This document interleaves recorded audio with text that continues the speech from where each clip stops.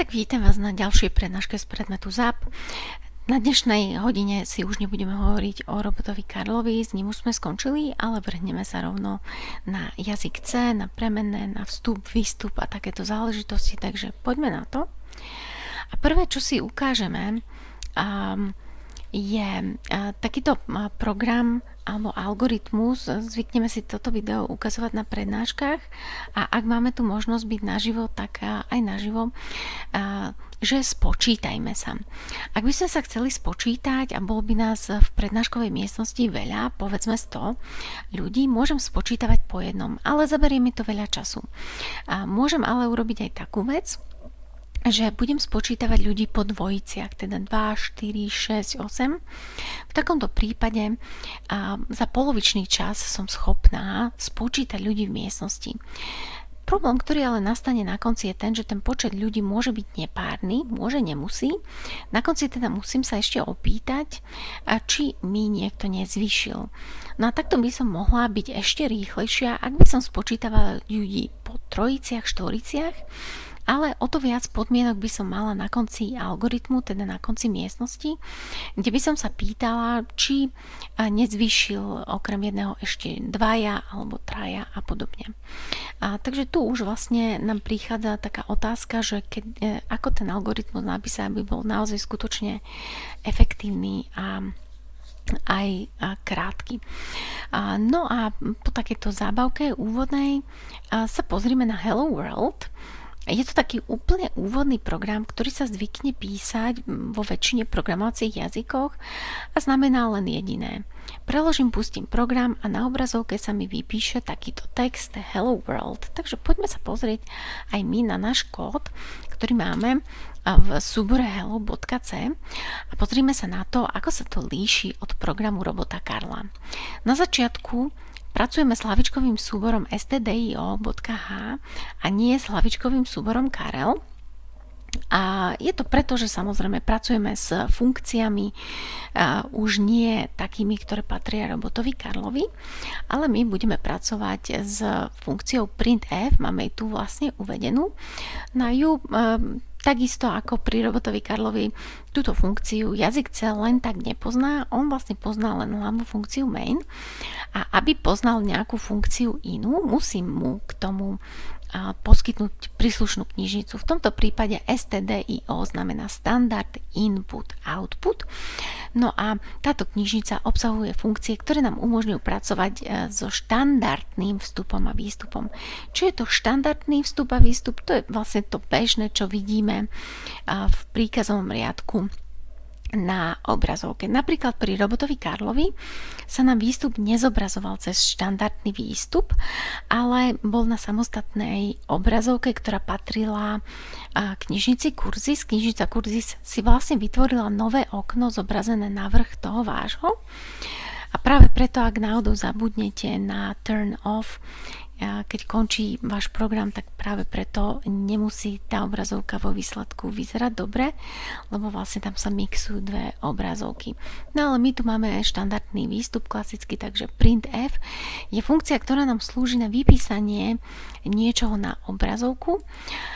A tento Hello World, to je vlastne argument funkcie, ktorý povie, že čo sa má vypísať. Ak je to reťazec, ak je to viac, tak potrebujem to samozrejme ohraničiť do takýchto zložených apostrofov. No a čo tu máme ešte navyše, je tento \n, čo vyjadruje nový riadok. Takže ak si to uložíme, tak si to môžeme aj pustiť. Pozrime sa do ťaháka, ako môže vyzerať preklad programu. Môže vyzerať nejako takto. Na porovnanie s robotom Karlom máme tu knižnicu GCC, používame štandard jazyka z roku 2011, warning all, warning error. To sme mali vlastne aj pri robotovi Karlovi. Názov súboru .c -o ako output a hello, teda názov spustiteľného programu. A ten rozdiel u robota Karla bol ten, že sme tu ešte mali priložené cez prepínač ďalšie knižnice, napríklad knižnicu Kurzys -l Kurzys. Tam vlastne to robot Karel používal, ale u nás my to pri tej našej práci teraz pri Hello World nepotrebujeme. A samozrejme, podobne ako je to v Robotovi Karlovi, vieme si to skrátiť pomocou nástroja Make, teda Make Hello. Ale ja tu v tomto mojom priečinku, ktorý teraz používam, nemám žiaden Make file. Tak sa poďme na to pozrieť, či môžem použiť nástroj Make a preklad Make Hello, aj keď nemám práve po ruke súbor Makefile. Čo sa stalo? Zbehol mi preklad, je dokonca veľmi podobný ako to, čo máme tu na slajde uvedené, akurát mám niečo navyše, to sú práve tie knižnice. Konkrétne matematická knižnica a knižnica Kurzys. Tie ku môjmu prekladu nutne nepotrebujem, no ale dobre, preložilo sa mi to s týmito knižnicami, tak sa poďme na to pozrieť, čo sa tu vlastne všetko stalo a všetko si to vysvetlíme. A vidíme, že sa nám vytvoril spustiteľný súbor Hello.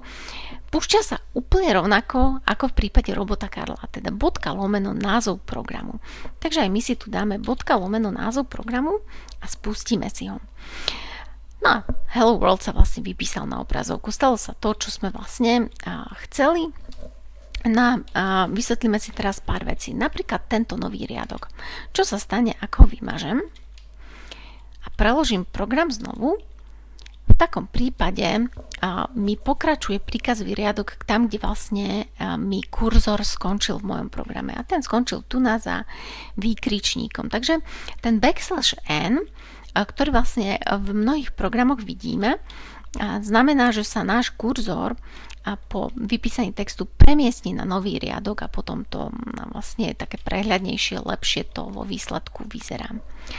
A vysvetlíme si aj tento preklad, ako to, že vlastne Make Hello nám tu takýto preklad umožnil urobiť.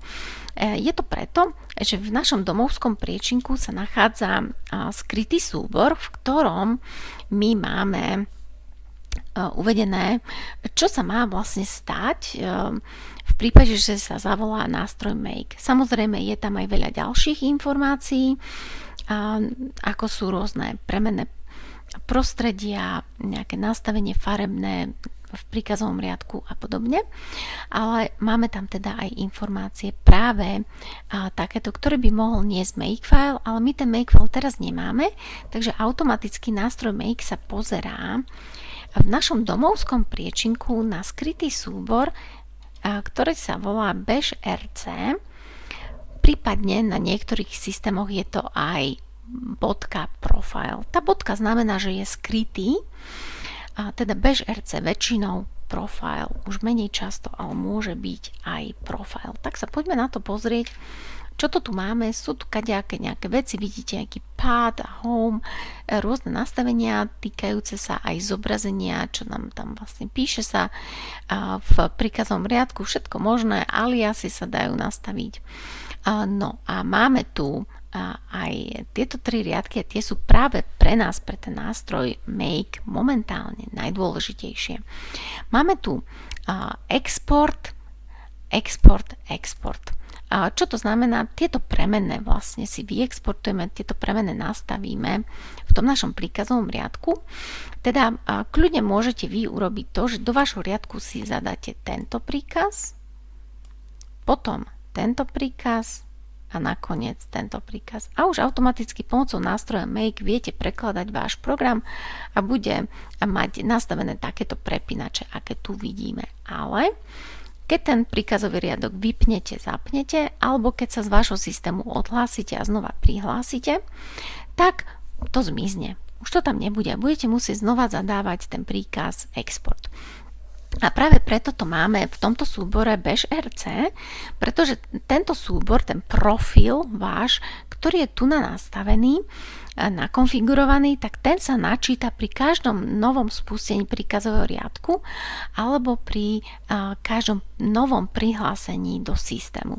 Takže tieto vlastne príkazy, ktoré tu vidíme, ako keby už boli, alebo vlastne aj reálne boli zadané vďaka tomuto súboru /rc do nášho príkazového riadku a ani sme si to neuvedomili. A práve preto nám ten preklad zbehol tak, ako zbehol. No a tu sú tie knižnice. My si ich môžeme meniť podľa potreby. Vy si tu vlastne viete zadať aj knižnice na preklad robota Karla a v takom prípade vôbec Makefile nepotrebujete. No a my momentálne nepotrebujeme ani knižnicu Kurzis, ani matematickú knižnicu. Takto uložíme a skúsime si urobiť nejakú zmenu v programe. Tu sme asi vlastne urobili, áno, pridali sme tu nový riadok, takže skúsme si preložiť náš program a že čo sa teraz stane. Takže make hello. No vidíme tu prvý problém, že aj keď sme povedali, že nechceme túto matematickú knižnicu mať, z Bash RC sme ju vymazali, tak je tu naďalej pri preklade. Čo sa stane pri spustení programu? Pri spustení je to v pohode, takže už nový riadok tu máme, to je fajn. Potrebujeme sa ešte vysporiadať s týmto tu. Malo to zmiznúť a nezmizlo to. Prečo sa tak stalo? Je to z jednoduchého dôvodu, pretože Bash RC už bol načítaný pri spustení nášho príkazového riadku. Takže keď chcem vyvolať zmeny, buď vypnem, zapnem príkazový riadok, alebo sa odhlásim zo systému, znovu prihlásim, aby sa tie zmeny na novo načítali, alebo poviem, že teda napríklad exec bash alebo source, keď chcete, dá sa zavolať príkaz, čiže je ich viac takých, ktoré vlastne môžeme použiť. Len momentálne si ten nástroj make neviem overiť, pretože mi povie, že hello is up to date. To je taká vlastnosť nástroja make, že keď som nerobila žiadne zmeny v mojom programe, tak vlastne sa prekladať nebude. Takže najskôr si vymažem ten spustiteľný súbor a skúsim teraz znova preložiť a už vidíme, že sa to prekladá. A fajn, už tá knižnica Kurzis tu na nie je. Takže takto nejako veselo to vyzerá, keď chceme preložiť a spustiť program v jazyku C. Teda ten rozdiel veľký oproti robotovi Karlovi nie je, ale čo pre nás je tu na zaujímavé, je to, že vieme si nastaviť tie prepínače, ktoré používa Makefile, bez toho, aby sme Makefile používali. No a my pôjdeme ďalej a skúsime si tento náš program zmeniť. Skopírujem teda program hello.c a vytvorím z neho program h.c. A urobíme si takú konverzáciu s používateľom, že koľko má rokov a podľa toho, koľko má rokov, mu dovolíme alebo zakážeme pozerať televízor. Takže otvorme si program H a skúsme ho zmeniť z Hello World na to, čo potrebujeme, a takto si ukážeme nielen prácu so štandardným výstupom, to už sme vlastne videli tu pri funkcii printf, ale ukážeme si aj prácu so štandardným vstupom. No a naša prvá zmena v tomto zdrojovom kóde jazyka C bude takáto jednoduchá: konverzáciu s používateľom zmeníme, napíšeme, že enter your age, takto, a budeme sa tváriť, že čakáme na používateľa, kedy nám vlastne zadá ten svoj vek. Takže make age, skúsme si to pustiť, ako to vyzerá. Enter your age, máme tu aj medzeru, akože čakáme na používateľa. No a ukážeme si teraz, ako by to vyzeralo, keď by nám ten preklad nezbehol. Skúsme sa zbaviť knižnice standard input output. Čo sa stane teraz? Teraz preklad nezbehol, pretože printf vlastne jazyk C, ako som hovorila, len tak nepoznám a musíme použiť príslušnú knižnicu. Ale keďže tá už je nainštalovaná, tak ten novšie verzie prekladača nám hneď aj ponúknú, aby sme vlastne si túto knižnicu inklúdli do nášho programu. Tie staršie prekladače to neodporúčajú, alebo teda nemajú takéto niečo ešte v sebe, takže tie staršie prekladače, tam vidíte len toto implicit declaration of function. No a ja sa teda vrátim naspäť, komentár vymažem a pôjdeme ďalej. Máme teda vek používateľa. Potrebujeme ho teraz nejako načítať. No a na to, aby sme vlastne načítali vek používateľa, tak si nevieme inak poradiť, než tak, že použijeme premennú alebo premenné podľa toho, čo budeme všetko robiť. My budeme pracovať s jednou premennou pre vek, teda keď načítame od používateľa vek, nedá sa len tak s tým vekom pracovať, musíme si ho najskôr niekde uložiť a tam takému niečomu sa nadáva premenná. A je to vlastne miesto v pamäti, kde si uložíme určitú hodnotu. No a premenu treba aj deklarovať, takže okrem toho, že si ukážeme premenu, ukážeme si aj jej deklaráciu. Takže idem si nadeklarovať premenu, ak chcem teda získať vek od používateľa. Takto nejako vyzerá deklarácia, čiže typ a meno. Prvé, čo si zapamätáme, je, že názov premenej by mal byť zmysluplný, nemalo by to byť nejaké A, B, C alebo nejaké X, Y, ale názov premenej by mal byť zmysluplný. My ideme načítať vek používateľa, takže takýto názov by mohol byť fajn. Akurát, že nevieme, aký typ by sme mali uviesť. Každá premena totiž má svoj typ, aby sme teda vedeli, akým spôsobom uložiť údaj a potom následne akým spôsobom prečítať údaj, ako ho interpretovať a podobne. Takže sa pozrime ešte na typy, také základné, ktoré poznáme. Také 4 najzákladnejšie typy, ktoré používame v jazyku C sú int, float, double a ešte tu máme znaky, teda charaktery alebo znaky. Int, toto sú celé čísla, môžu byť kladné, môžu byť záporné a čo je dôležité, ukladajú sa do pamäte na 4 bajty. A vždy na 4 bajtoch, to znamená 8 bitov je 1 bajt, 32 bitov dohromady máme vyhradených. Jeden z nich, ten prvý, je znamienkový, aby sme vedeli, či je číslo kladné, záporné, a 31 ďalších bitov, čo sú vlastne jednotky, nulky, sa uložia do pamäte a budú vyjadrovať nejaké konkrétne celé číslo. Typ float sa týka reálnych čísel. Tu tiež máme vyhradené 4 bajty v pamäti, tiež máme znamienkový bit, teda môžu byť čísla kladné, záporné. Máme rovnakú veľkosť ako pri int, teda 4 bajty alebo 32 bitov, ale rozdiel je ten, že tieto čísla sú reálne, čiže máme aj celú aj desatinnú časť vyhradenú. Takže ak rovnaké jednotky, nulky uložím sem, budem ich čítať ako celé číslo, ale ak rovnaké jednotky, nulky za sebou na 32 bitoch uložím sem, tak to bude vyjadrovať úplne iné číslo, ktoré má desatinný rozvoj. Niečo pred desatinou čiarkou, niečo za desatinou čiarkou alebo teda bodkou.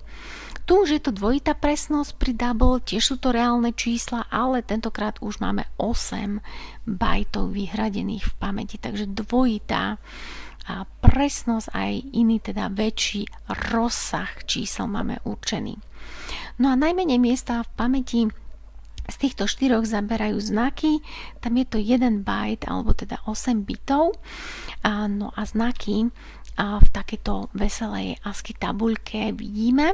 Teda každý znak vieme vidieť ako znak, ale vieme si ho predstaviť aj ako číslo. Práve preto je to 1 bajt, alebo teda 8 bitov, lebo vlastne takéto číslo, od 0 nám vojde, ak by sme počítali teda 0, 1, 2, 3 a tak ďalej, toľko to čísel nám vlastne vojde na tých 8 bitov alebo 1 bajt a vieme takýmto spôsobom za každým číslom mať schovaný nejaký konkrétny znak. A teda môžeme povedať, že keď pracujeme s týmto typom, tak vlastne môžeme pracovať aj s číslami, aj s konkrétnymi znakmi. S tým určite budeme na nasledujúcich prednáškach pracovať, ale my sa teraz vrátime K tomu, čo sme začali v našom príklade pre načítanie veku používateľa, printf už poznáme, takto vypíšeme niečo na obrazovku, ale potrebujeme aj načítať od používateľa niečo, no na to použijeme práve funkciu scanf. Takže dokončíme si náš kód. Teraz už poznáme typy a vieme, že napríklad typ int môžeme použiť pre načítanie veku. No a teraz už keď máme premenu, máme kam načítať vek, tak môžem použiť funkciu scanf na to, aby som načítala od používateľa vstup, alebo teda tú konkrétnu hodnotu, ktorú potrebujem. Na to musím najskôr vyjadriť takýto formát, pretože on to používateľ môže zapísať rôznymi spôsobmi. Takže ja poviem, že %d ako dekadické alebo decimálne číslo, decimál, d ako decimál, poviem, že takéto číslo používateľ napíše na obrazovku a ja ho vlastne rozpoznám a premením ho na moje číslo, ktoré sa tuto uloží vo forme jedničiek a nuliek. Ďalší argument funkcie scanf je, že musím povedať kam, lebo ten age je zadeklarovaný, ale môžem tu mať zadeklarovaných ďalších 5 premenných, takže on musí vedieť, do ktorej presne. Takže povieme, že age, ale nie je to také jednoduché, on potrebuje adresu v pamäti. Takže pred ten age ešte budeme písať takýto ampersand, aby sme vlastne získali adresu v pamäti, kde ten age je uložený. Lebo scanf jednoducho chce takýto argument. Chce argument s adresou, kam to má uložiť. Čiže načítať celé číslo a potom ho tuto uloží do pamäte. No a teraz, keď už sme vlastne načítali ten vek používateľa, potrebujeme si preveriť, že či naozaj sme to dobre načítali. Takže opäť použijeme printf a povieme používateľovi, že to sa nám podarilo načítať. Takže môžeme povedať, že you are 8 years old. Tak. No a pozrime sa na to, ako to nefunguje. Takže si to uložíme a ideme urobiť preklad pomocou make. Preklad zbehol, výborne. A keď ten age pustím, tak pýta sa ma enter your age. Čiže teraz už nám neskončil program, ako to bolo v predchádzajúcich prípadoch, ale čaká na mňa, aby som zadala nejaký konkrétny vek. No tak ja zadám konkrétny vek, lebo teda zvyknem to dostávať aj v otázkach ku prednáške, neviem prečo, ale zvyknú sa pýtať, takže toto číslo zadám ja momentálne. No ale máme tu problém, ako som povedala, ideme si pozrieť, ako to nefunguje, čiže toto tu fungovalo, táto konverzácia, načítanie čísla asi, neviem, možno fungovalo, ale vypísalo sa nám tu na obrazovku, že you are 8 years old. Takže čo sa vlastne stalo? Toto je obyčajný text, ktorý sa vlastne vypísal na obrazovke. Nie je to to, čo by sme chceli, takže musíme mu povedať, aby vypísal obsah premennej. Takže opäť, ako sme mali tu na istý určitý formát, tak aj teraz ho použijeme, %d, čiže vypíš to ako celé číslo na obrazovku. No a on teraz potrebuje vedieť, že fajn, ok, lebo viete, ja tu môžem pridať ďalších x nejakých takýchto špeciálnych formátov, takže musím mu povedať, že o čo ide. Takže pridám nový parameter funkcie, a ten vlastne dosadí číslo tu na toto %d.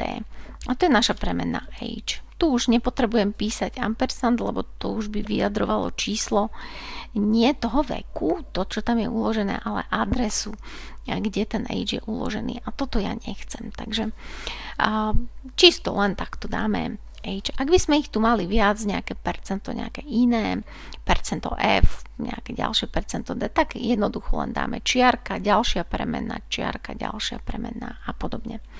Teraz už by to mohlo fungovať, tak sa pozrime opäť na preklad, pustíme si to a vidíme, že teraz už nám to vypísalo na obrazovku správne.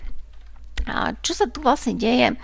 Ak by som zadala napríklad takto moje číslo, to sú vlastne všetko len znaky na klávesnici. Hej, 0, 0, 0, 3, 6.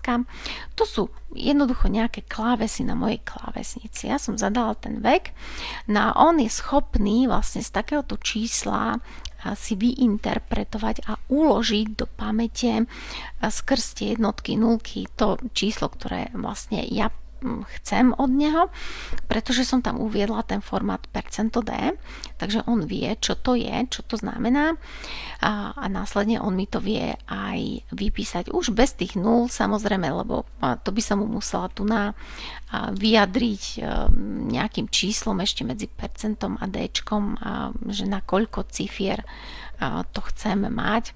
Ja tam mu poviem, že napríklad na 6 cifier.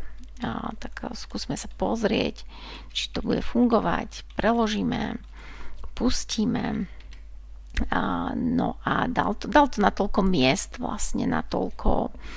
Tie nuly na začiatku nenapísal, ale na toľko to miest to uviedol, ako keby zarovnal ten text. Takže aj s tým formátom sa vlastne dá pracovať, a to oboma smermi, či už je to pri načítaní alebo vypísaní tej hodnoty. No a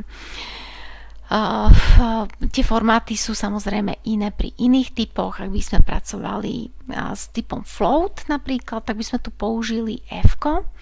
A to je veľmi dôležité, pretože on v takom prípade vie, že môžem tam použiť aj mínusko, ktoré vyjadruje to, či je číslo kladné alebo záporné, ale môžem tam použiť aj bodku, aby som vyjadrila, či to číslo bude kladné, či bude mať desatinný rozvoj alebo nie. Čiže mínusko, ak má byť záporné číslo, nič, ak to má byť kladné číslo, a bodka, ak tam má byť desatinný rozvoj. Dobre, takže takto nejako sme si to zatiaľ pripravili, čo je super.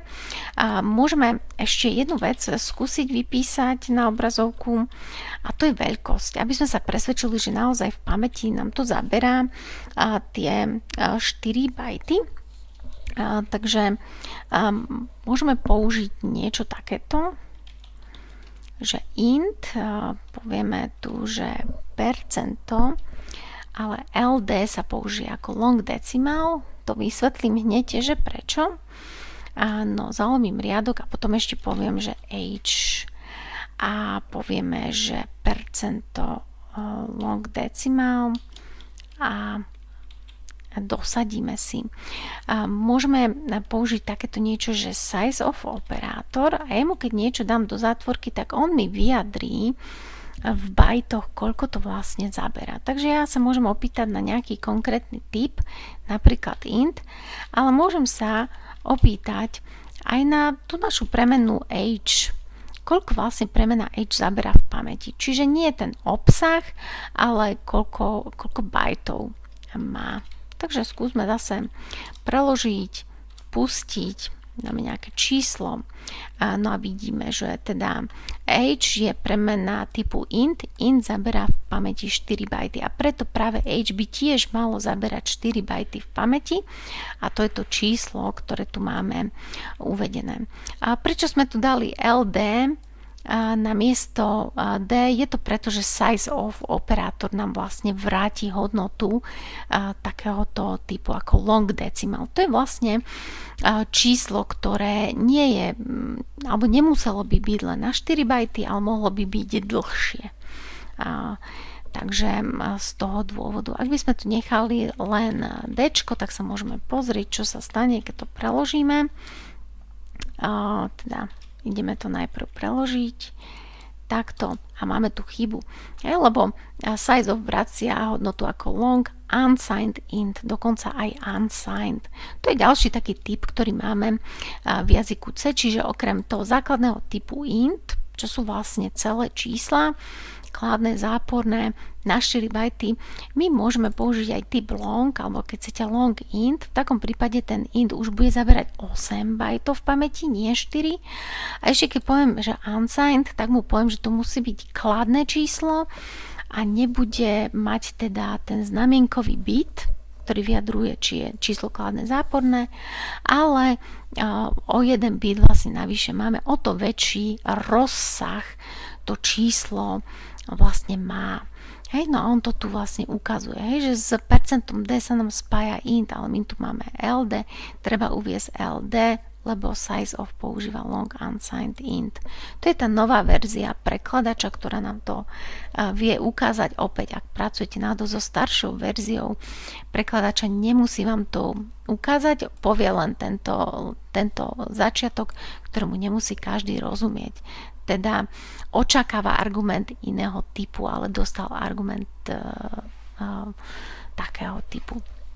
Takže toto je len tak ako, aby sme trošku pochopili, že na čo vlastne tie typy sú dobré, lebo vždy vlastne v pamäti v konečnom dôsledku mám len nejaké jednotky, nulky, tak aby sme vedeli, akým spôsobom ich tam uložiť a akým spôsobom ich odtiaľ vlastne prečítať. Tak toto máme k tomu ako takú poznámku. Scanf a printf sú teda dve také základné funkcie, ktoré nám umožňujú niečo vypísať na štandardný výstup a potom niečo prečítať zo štandardného vstupu.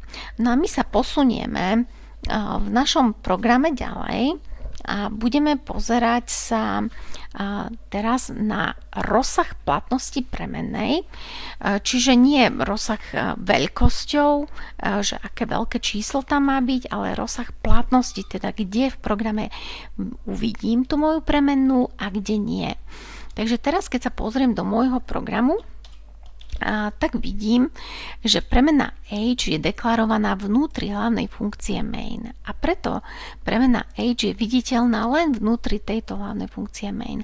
Ak by sme si naprogramovali nejaké nové ďalšie funkcie, v ich vnútri premena age viditeľná nebude. My si môžeme tam vytvoriť nejaké nové premenné aj s názvom age, ale tá každá funkcia sa bude dívať na tú vlastnú, na tú svoju funkciu, na tú svoju premennú age a nie na premenné iných funkcií. Takže toto si teraz ukážeme, budeme teda pokračovať v našom programe ďalej. No my sme chceli vlastne na základe toho veku niečo špeciálne, špecifické určiť. Ale tak ako sme už pri size of videli, že ten integer alebo age, keď sme chceli vypísať ich veľkosť, tak cez long decimal sme to vypisovali, pretože vlastne ten integer mal byť neznamienkový, čiže len kladný, dokonca long, teda dlhý. Tak takisto podobne by to mohlo byť aj s tým našim vekom tu, lenže my sme uviedli typ int. A to umožňuje nášmu používateľovi zadať napríklad aj negatívny vek. Povedať, že má niekto minus 5 rokov napríklad. Takže najprv sa musíme vysporiadať s tým, či nám náhodou náš používateľ neklame. Takže urobíme takú vec, že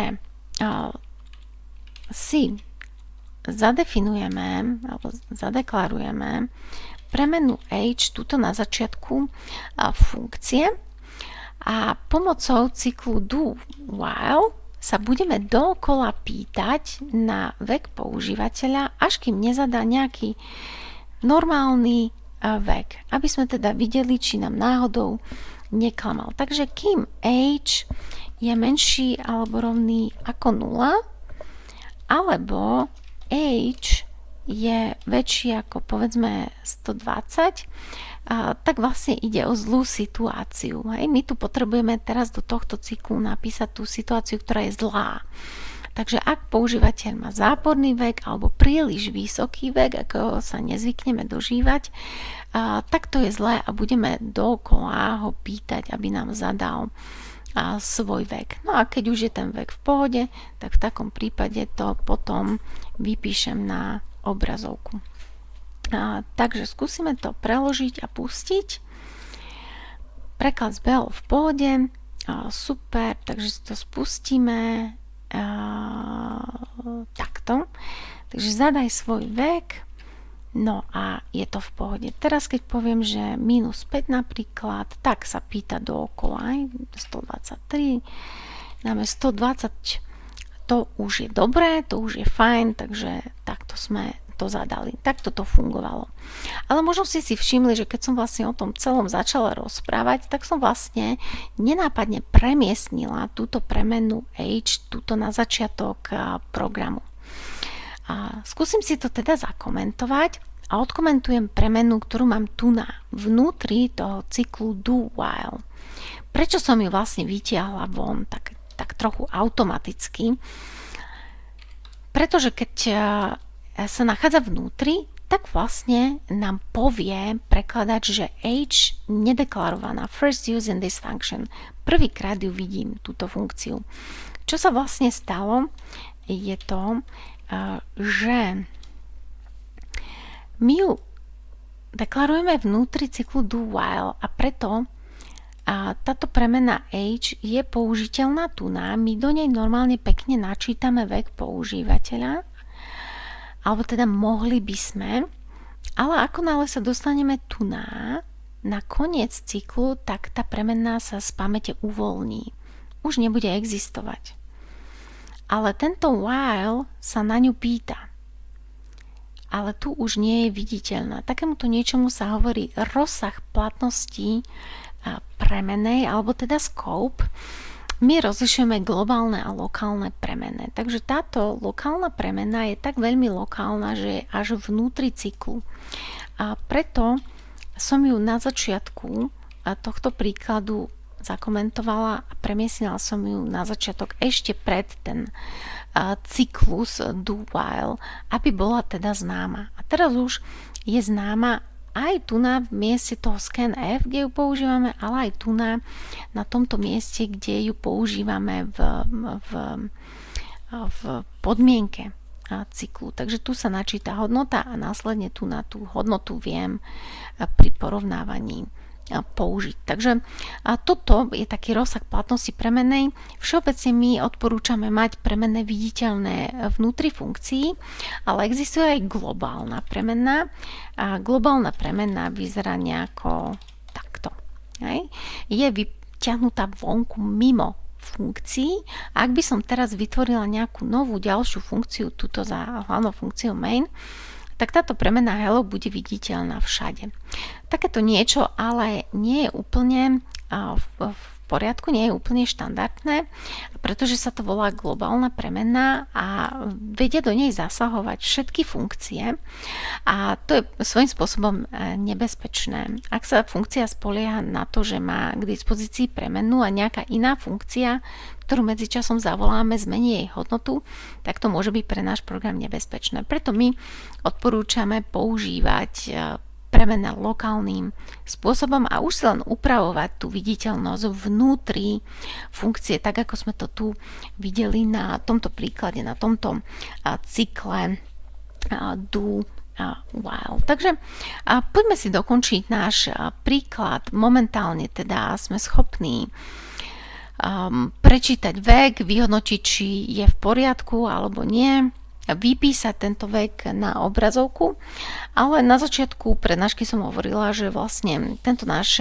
príklad nám slúži na to, aby sme vyhodnotili, že či používateľ môže alebo nemôže zapnúť si televízor. Takže namiesto toho you are nejaký počet rokov starý, ja urobím niečo iné, vypíšem na obrazovku niečo iné. Takže sa opýtame používateľa, či je plnoletý. Takže môžem sa spýtať napríklad, či je ten vek menší ako 18. Ak áno, tak mu dám k tomu príslušný oznam a ak nie, tak potom mu dám nejaký iný ešte oznam pomocou funkcie print f. Tak. Takže sa potrebujem teraz už len zachovať podľa toho, či je používateľ plnoletý alebo nie. Takže napríklad tu na Welcome Master máme to aj v prednáške uvedené.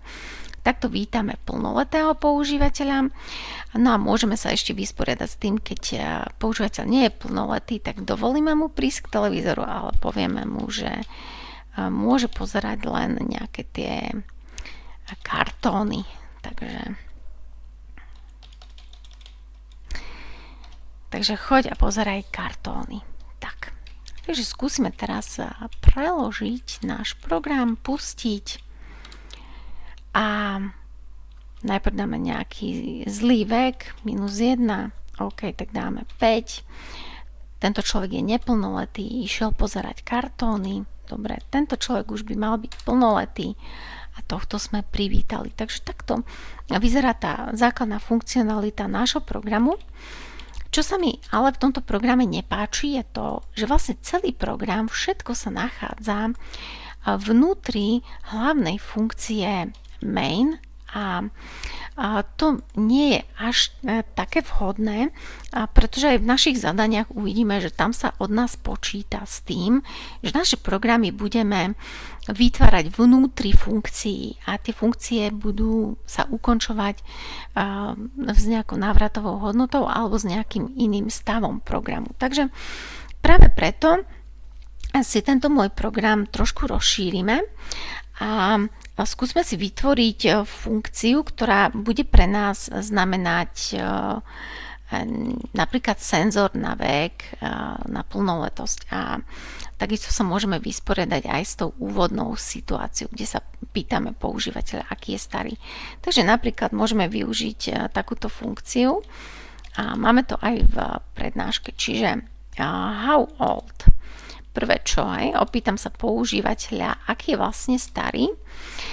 No a k tomu použijeme aj parametre, aby sme videli, ako sa pracuje s parametrami funkcií. Takže dáme si tu nejaký min a max. To je vlastne tu v tejto podmienke cyklu do while určené. A tu vlastne hovorím o nejakom minimálnom a maximálnom tolerovateľnom veku, ktorý ten používateľ má. Tu si vytvorím moju vlastnú funkciu, vlastnú premenu, ktorá je viditeľná len vo funkcii how old, volá sa age. Teraz keby som zavolala age, mám na mysli tento tu a nie nejaký iný, lebo ten bol vytvorený vnútri mojej funkcie.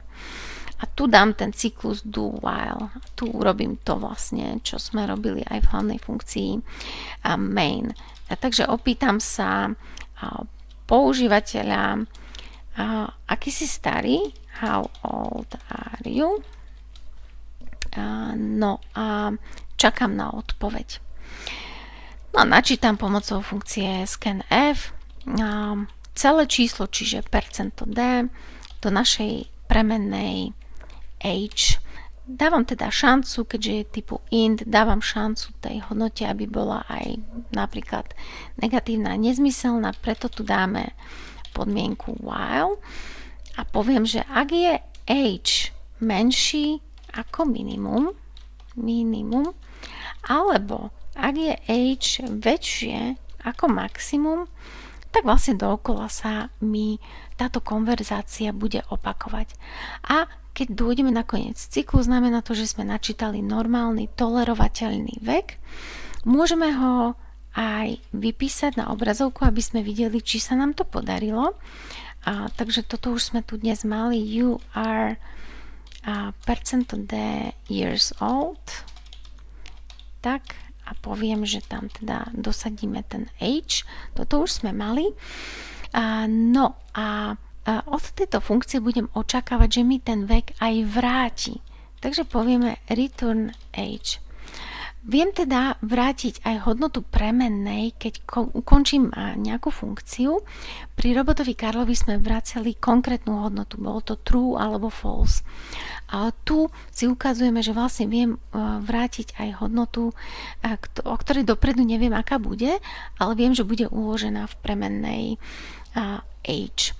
No, môžeme si vytvoriť aj senzor, ako som už spomínala, is adult, kde si tiež ukážeme vlastne prácu s takým tým áno, nie. Opäť si dáme nejaký parameter, const int age ho nazveme a povieme, že ak age je menej ako 18, tak v takom prípade vrátime hodnotu 0. To znamená, že nie je plnoletý. No a keď sa nám podarí dôjsť až na tento riadok, tak vrátime hodnotu 1, ktorá vlastne vyjadrí, že áno, tento človek je plnoletý. No a keď mám tieto dve pomocné funkcie, how old a is adult, tak môžem prísť do hlavnej funkcie main a môžem si trošku zjednodušiť tento kód a upraviť ho s použitím týchto dvoch mojich nových funkcií. Takže premena age, rovno poviem, že do nej sa načíta výsledok funkcie how old. Je to teda funkcia, ktorá má návratovú hodnotu. Tá how old mi končí s tým, že vráti nejakú hodnotu. A ja túto hodnotu viem normálne ďalej v mojom programe použiť. Tak ako v prípade robota Karla sme používali výsledky senzorových funkcií v podmienkach a cykloch, tak vlastne tak aj tu uložím konkrétnu hodnotu how old do premennej age. No a potrebujem tu mať aj parametre na min max, aby som vyjadrila minimálny a maximálny tolerovateľný vek. Môžem si to uviesť ako napríklad 0 a 120, ako to bolo v tom úplne prvom prípade. No a keď už ten vek je načítaný, tak sa môžeme riadiť tým, či je človek plnoletý. Môžeme jednoducho zavolať ten môj senzor, lebo mám na to už vlastne konkrétnu funkciu vytvorenú.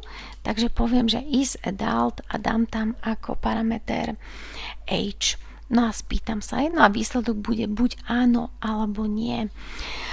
No a keď je výsledok negatívny, v takom prípade, ale mám tu teraz prehodené vetvy, čiže keď je výsledok 0, takže môžem sa na to opýtať takto, tak v tom prípade poviem go and watch some cartoons, ale môžem túto podmienku kľudne napísať aj takto, že is adult age, tak a dám pred to výkričník, podobne ako to bolo pri robotovi Karlovi. Takže nemusím v tom prípade dávať rovná sa niečo konkrétne. Takže trošku sme si ten náš program skomplikovali, ale teda podobá sa trošku viac na to, s čím vlastne budeme pracovať všeobecne v jazyku C v budúcnosti, ale aj na tomto predmete pri zadaniach. Takže sa pozrime na to, či nám to bude fungovať pri preklade. Máme tu problém Implicit Declaration of Function. Je to chyba, s ktorou sme sa už stretli aj pri robotovi Karlovi. Je to taká bežná vec, že funkciu v mieste použitia nepoznám. Sú dve riešenia, buď si vytvorím vlastný hlavičkový súbor a tam si postupne popridávam deklarácie všetkých funkcií, alebo si tú deklaráciu jednoducho dám na začiatok programu, ako to bolo pri robotovi Karlovi. Takže int how old, no a potom to bolo int is adult. Musím ale vyjadriť okrem typu návratovej hodnoty a názvu funkcie aj parametre. Konkrétne potrebujem typ a počet parametrov. V deklarácii nie je nutné uvádzať aj názov. Ten je dôležitý pri definícii, ale pri deklarácii nie. Čiže stačí mi tu uviesť, že const int a znova const int. A tá druhá funkcia mala opäť const int, ale už len jeden. Čiže jeden parameter. Tak napíšeme si, že const int. A skúsme znova teda preklad a teraz už nám preklad zbehol. Takže môžeme pustiť program age, pýta sa nás, koľko máme rokov, tak povedzme, že máme 129 rokov, to je zlé, minus 5 rokov je tiež zlé, ale keď povieme, že máme 36, tak je to super. You are 36 years old, čiže to načítanie v tej samostatnej funkcii prebehlo fajn a vidíme tu welcome master, čiže zbehlo nám fajn aj to vyhodnotenie, či je používateľ plnoletý alebo nie. Takže vráťme sa do nášho programu. Ešte raz, aby sme si vysvetlili, použili sme vlastne čarovné slovíčko return, ktoré sme si už vysvetľovali aj na predchádzajúcej prednáške, keď pamätáte, tam bol nejaký road a highway a takto. A tam vlastne sme sa pozerali alebo aj pri Eternal programe, kde robot Karel vlastne chodil z jednej strany na druhú. Tam sme použili kľúčové slovo return v samostatnom takom senzore. Na to sme si vlastne vytvorili aj tu na. A teda funkcia how old nám vráti konkrétne číslo, koľko rokov má používateľ. Funkcia isAdult nám vráti jednotku alebo nulu podľa toho, či ten človek je dospelý alebo nie. No a pozrime sa teraz na ten return, ako sme ho vlastne mali. Čiže môžeme vrátiť konkrétnu hodnotu, môžeme vrátiť aj hodnotu z nejakej konkrétnej premennej. A my sme ešte mali na minulej prednáške pri robotovi Karlovi, že ten return, ak je funkcia typu void, tak môže byť aj takto samostatne, keď sa len číslo ukončí tá funkcia. Hop. Takže ideme tu a ten age tu vrátime naspäť. A pozrime sa do našho slajdu, do ťaháku ďalej, čo tu máme, pretože my sme hovorili aj o parametroch funkcie. Parametre funkcie môžu byť vstupné, výstupné alebo vstupno-výstupné. Aký je medzi nimi rozdiel? Vstupné sú také, ktoré mi do môjho programu vojdu, ako napríklad tento age, a na základe tohto parametra my niečo vykonáme. Konkrétne tu sme vyhodnotili, či je používateľ plnoletý alebo nie, a potom sme následne vrátili jednotku alebo nulu. Čiže tento parameter mi vstúpil do funkcie, ale ďalej už sme s ním nič ďalej nerobili. A preto je aj typu const int, to znamená, že const ako konštanta. Čiže je to hodnota typu int, ale zároveň je konštanta, nemôžem ju meniť. Podobne je to aj v tejto funkcii how old. A tu máme dva vstupné parametre, min a max, ktoré vyjadrujú maximálny a minimálny tolerovateľný vek. A opäť sú to konštanty, čiže const, aby sme to nemohli meniť. Sú to vstupné, teda parametre. Takto som to chcela, čiže vstupné. Ale existujú aj výstupné a vstupno-výstupné. Výstupné sú také, ktoré vlastne nemôžu byť typu const. Sú to čisto len takéto, aby sme ich mohli meniť. Takže vojdu nám ako parametre do funkcie, ale neprídu s konkrétnou hodnotou a našou úlohou bude práve, že uložiť tam nejakú hodnotu. A vstupno-výstupné sú také, ktoré aj prídu s nejakou hodnotou, ale aj z funkcie odídu s nejakou hodnotou. Konkrétne tieto parametre, ktoré tu máme, teda sú len vstupné, a preto ich ani ďalej neupravujeme. A na konci našej funkcie vlastne min, max aj tento age zaniknú.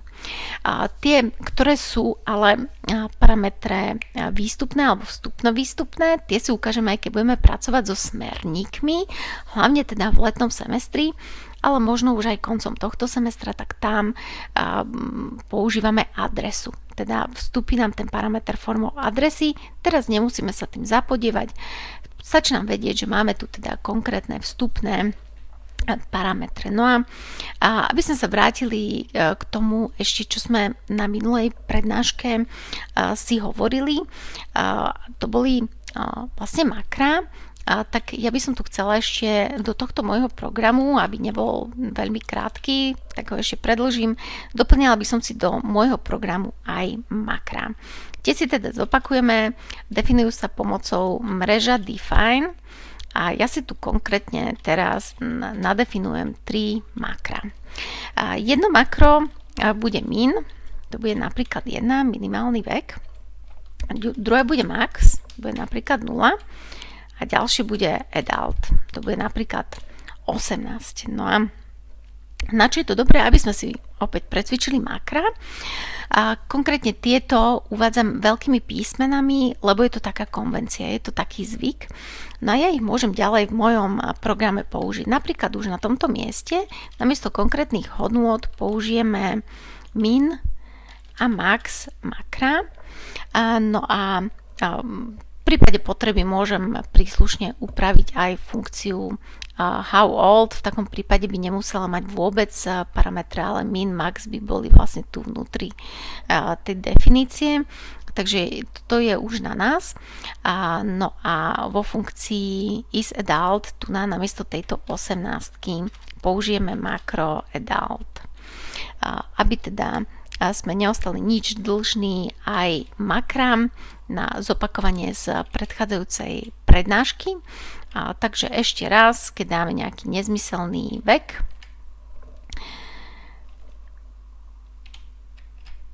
tak nás to nepustí ďalej. Ak je ten vek v poriadku, tak ale vidíme, že asi nám to ani teraz nefunguje. Takže ešte tu máme nejakú novú rýžu v našom programe a to sme urobili náschvál, aby sme teda opäť boli nútení trošku ten náš program upraviť a porozmýšľať nad ním, že čo vlastne sa tu nás stalo.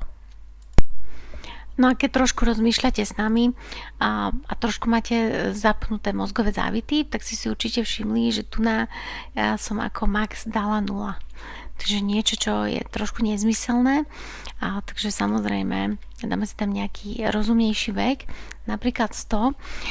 To je také, aby sme videli, že teda ono to môže aj nefungovať, ale je to takisto aj pre nás, aby sme boli sústredení. Takže 36 bude teraz fungovať? Bude. Dobre, skúsme ešte, keď by sme boli neplnoletí.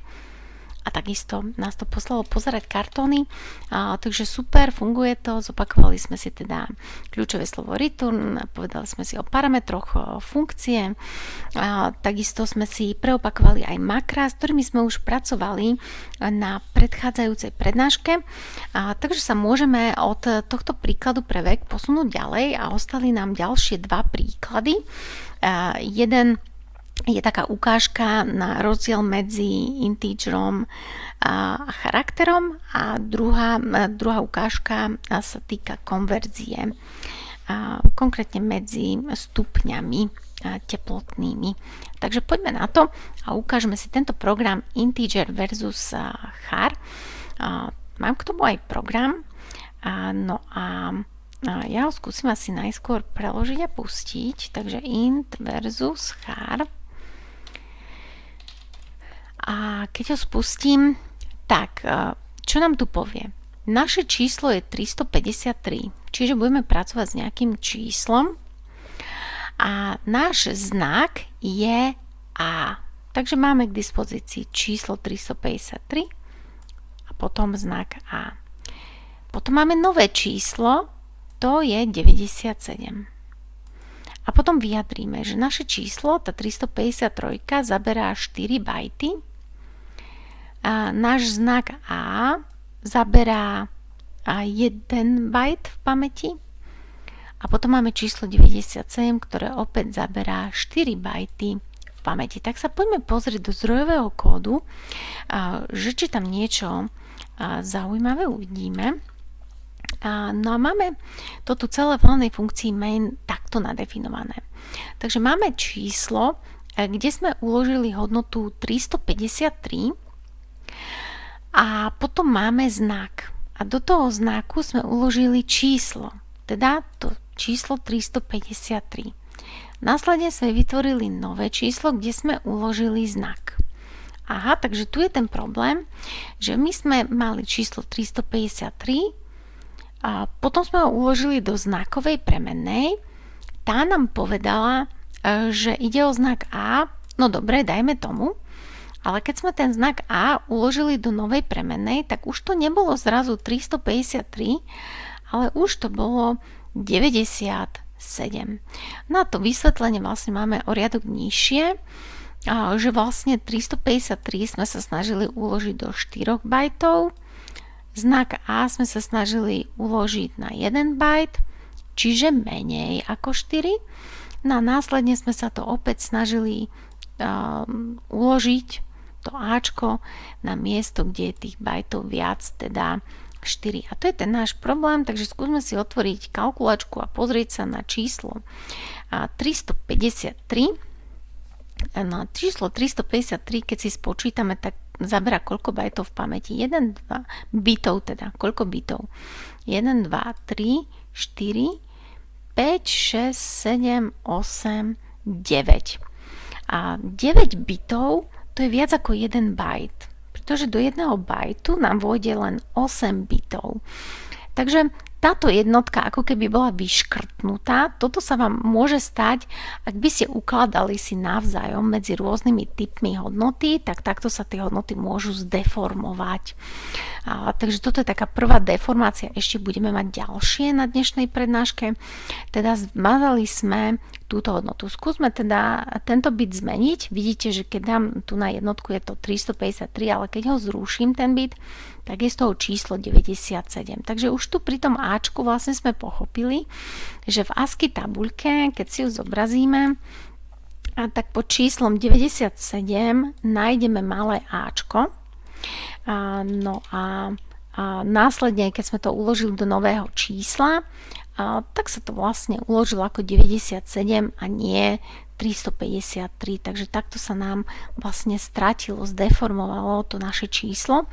No a na takéto niečo môžeme vlastne na diagnostiku používať napríklad aj operátor sizeof, s ktorým už sme dneska na prednáške pracovali.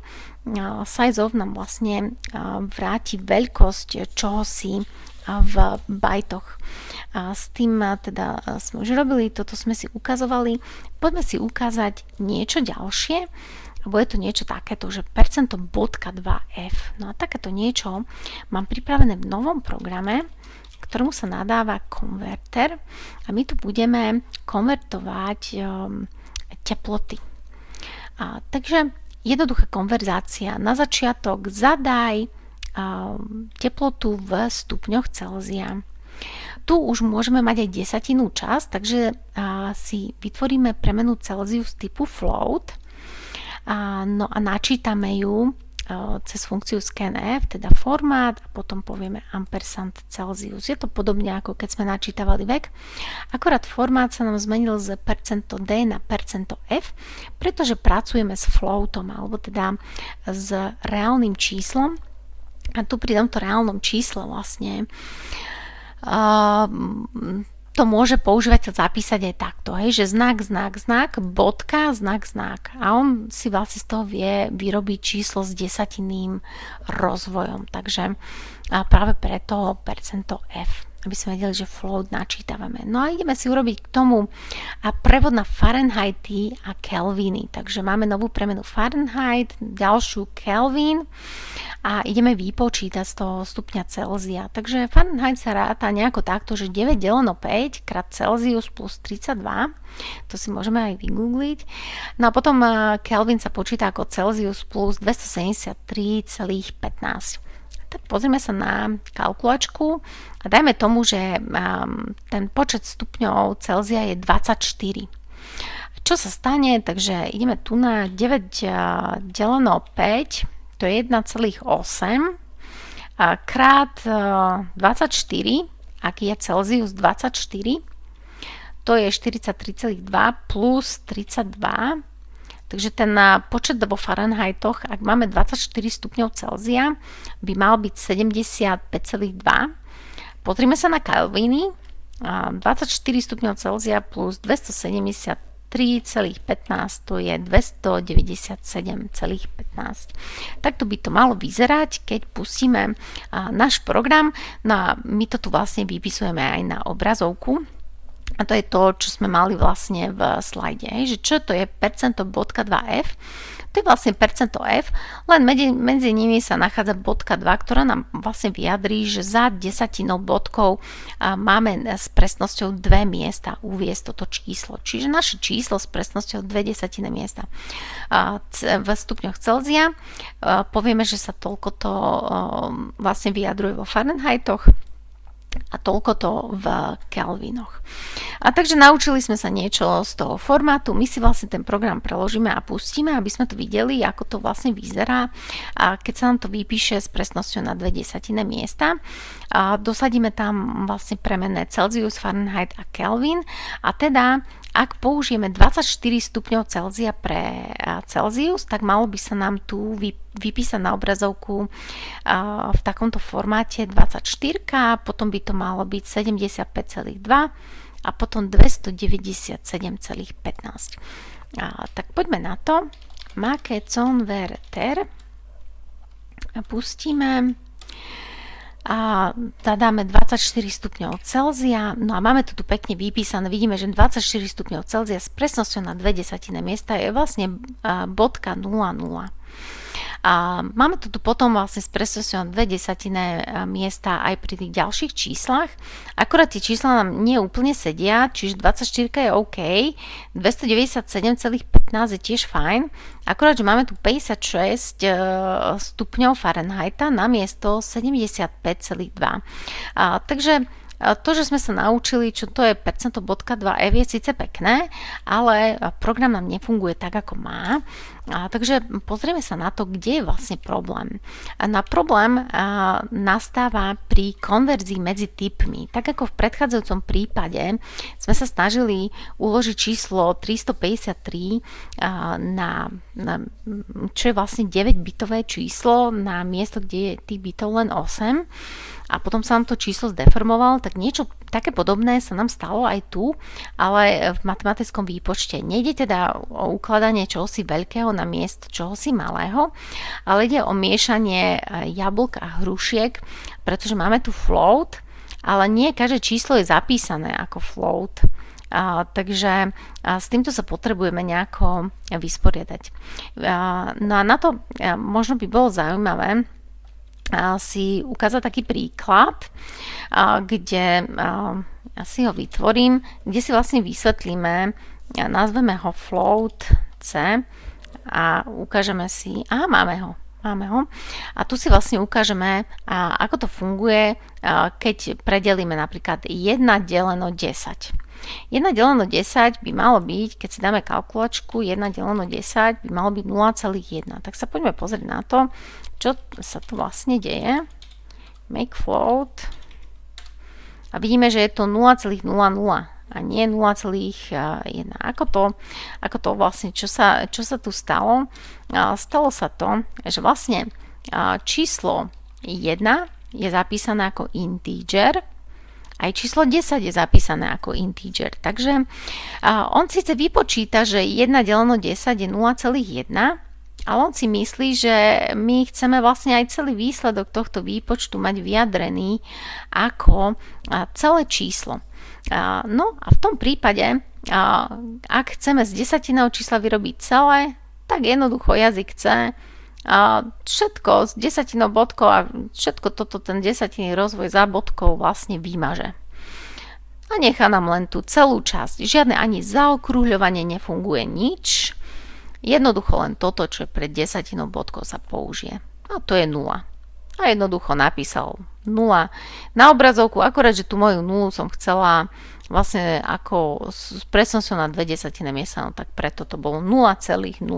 Takto som to uvidela na obrazovke. No a teraz, ak by som to chcela opraviť, je tu viac spôsobov.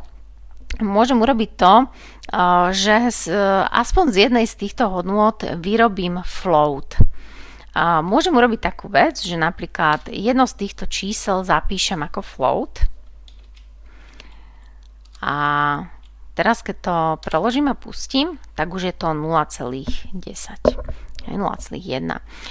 Teraz už je to pekne vyjadrené. Takže čo sa vlastne stalo, je to, že ako náhle už jedno z tých čísel je float, tak on už vie, že celý výsledok bude float.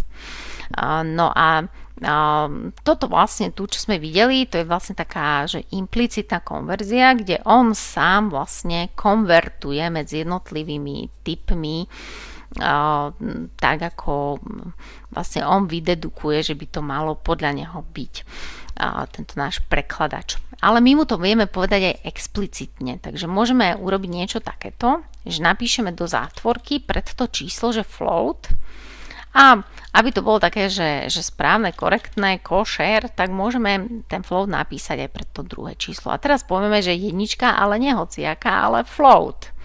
Jednička a float desiatka, to sú moje dve čísla, s ktorými pracujeme. Teda môj celý výsledok bude tiež float a tam už to bude teda 100% korektné a takéto niečo sa volá explicitná konverzia, kedy ja používateľ poviem, že tu na teraz bude takáto konverzia a hotovo. No a ten výsledok je potom správny. Odporúča sa to v mnohých prípadoch používať, vy sa s tým určite na viacerých miestach stretnete. Takémuto niečomu sa nadáva operátor cast, teda operátor na pretypovanie, a používame to tam, kde potrebujeme vlastne z určitého čísla vyrobiť také isté číslo, len iného typu. A to sa nám občas teda bude hodiť pri niektorých našich programoch. No a ten, kde sa to momentálne najviac hodí, je konverter C, lebo nám nefunguje úplne korektne. Čo sa stalo v našom programe? Urobili sme vlastne 9 deleno 5, tak 9 deleno 5, to je 1,8. My sme zrušili, keďže obidva sú zapísané ako integere, mysleli sme si, že aj výsledok, alebo teda prekladač si myslel, že výsledok má byť tiež celé číslo, čiže celých 8 sme vymazali, ostala z toho jednotka. Jednotka krát 24 je vlastne 24 a keď dáme 24 plus 32, to je číslo 56. A to sme si potom pekne na 0,2 miesta ešte s presnosťou zapísali. No a to nie je úplne to, čo sme chceli. My sme chceli normálne, že 9 lomeno 5 dá 1,8 krát 24 plus 32 a som napísala zle, 40, 32 plus 32, tak nie, plus 35, teda 75,2 sme chceli výsledok. Ako si to tu môžeme zmeniť, takže buď zapíšeme, no kde sme, čo sme, tu sme, buď napíšeme 9.0 deleno 5.0, alebo povieme, že float 9 a float 5 a teraz už vlastne by ten výpočet mal byť korektný. Takže preložíme konverter, spustíme konverter a teraz keď zadáme stupne Celzia, že sú 24, tak už to tu máme dobre vypočítané. Tie ostatné čísla ostali nezmenené, ale teda tento pri Fahrenheitoch už je teda správny, korektný. No a pri Kelvinoch, prečo to fungovalo pri Kelvinoch, tak to je, hádam, jednoduché. Celsius, my sme uložili 24 do premenej Celsius, ktorá je typu float, čiže tá 24 už tu prišla vyjadrená pekne ako float. Aj číslo 273,15 je vyjadrené ako float, takže nebol absolútne problém s tým, že by sa nám skreslil výsledok. Takže to je toľko už len ku tomu Kelvinu. Do vysvetlenie, čiže takto to nejako vyzerá, keď používame operátor cast. Treba si na to dať pozor, teda práca s premennými niekedy môže byť jednoduchá, ale nie vždy to také je jednoduché, ako by sme chceli. A preto sme si vlastne všetky tieto naše príklady ukázali. A posledné možno, k čomu by som sa vrátila na záver prednášky, je H. Otvoríme si teda ešte H a pozrieme sa tu na náš senzor is adult a skúsime si ešte zopakovať z predchádzajúcej prednášky, keďže ešte máme trochu času. Ako je to s typom bool? My sme vlastne hovorili o tom, že dá sa používať. Typ int predsa len je taký väčší, má väčší rozsah, ale my pri mojom senzore isAdult nám stačí odpoveď áno, nie. Takže niečo, čo zaberá v pamäti menej miesta, sa nám tu bude hodiť. Takže skúsme v deklarácii zmeniť typ. Uvidíme, čo sa vlastne stane, keď dáme make age. Prvé čo, máme tu unknown type bool. Takže o tom som už vlastne hovorila na predchádzajúcej prednáške, takže tuto máme vlastne prakticky ukázané, že kým pri robotovi Karlovi sa mi o to starala knižnica Kurzys, tá má v sebe typ bool, tak tu na už knižnicu Kurzys nemáme a preto vlastne potrebujeme nejakú príslušnú knižnicu použiť. V našom prípade to môže byť standard bool knižnica. Takže máme tu odporúčanie, pridajte do vášho programu knižnicu std bool. Takže poďme na to a pridajme si tu na include std bool ešte raz std bool tak bodka. A poďme sa pozrieť, ako to nefunguje, čiže ideme to preložiť znova a máme tu ďalšiu chybu. Conflicting types, jasné, pretože kým na začiatku pri deklarácii som dala typ bool, tak na konci pri definícii už mám typ int. Takže potrebujem si to upraviť aj tam. Poďme na riadok 37, tu to máme a upravíme si int na bool. Tak. Takže teraz, keď to preložím, tak ono sa to síce prekladá, ale ešte by bolo fajn, aby som namiesto nuly a jednotky vrátila tie hodnoty, ktoré potrebujem, čiže false a true. Tak a už teraz je to naozaj také presne, ako to má byť. Bude to aj fungovať. Ukážeme si to tak narýchlo, čiže tak, pri nejakom konkrétnom veku nás ten program privíta. Otvoríme si teda a ešte raz na zopakovanie typ bool, aby sme teda videli, že sa používa knižnica std bool. To je taká posledná vec na zopakovanie. Teda povedali sme si o parametroch funkcie, o premenných, o návratových hodnotách funkcie, o knižnici bool, o operátore cast, o pretypovaní typov, o základných typoch premenných. Takže všetko možné na dnešnej prednáške sme mali a toto všetko vlastne budete môcť využívať v tých ďalších týždňoch, v ďalších úlohách, cvičeniach, zadaniach. No to je z mojej strany na dnes všetko.